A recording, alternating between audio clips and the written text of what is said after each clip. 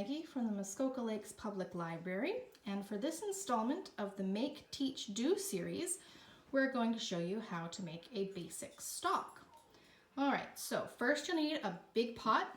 Fill it almost full of water. You want to leave some space for the volume to go up when you add your stuff.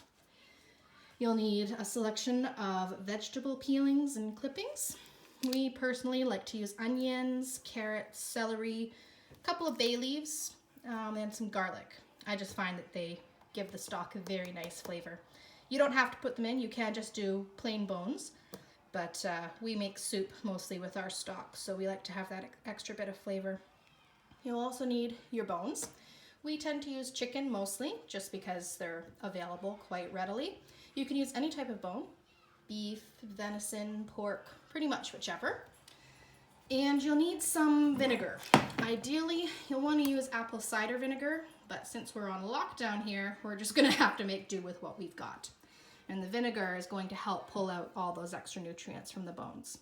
Okay, so first you'll want to take your bones. Well, if we can get them out of the package here. There we go. Okay, and you put them in. Make sure you don't overflow your pot because you're still going to need to add your vegetables.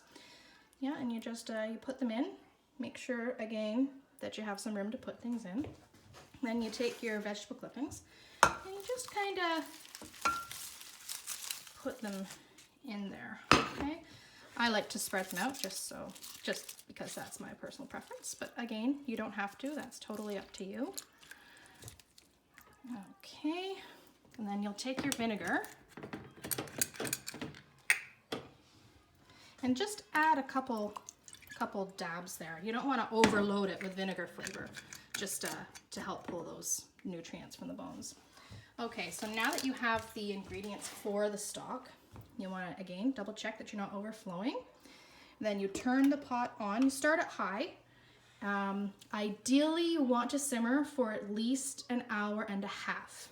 It could take a few minutes for it to come up to the temperature, but once it does, you can take the stock off after an hour and a half if you wanted to use it immediately. Personally here, we tend to let the stock go all day on low. We just find that that gives a far more concentrated and tasty stock out of it. The stock has simmered for the desired amount of time.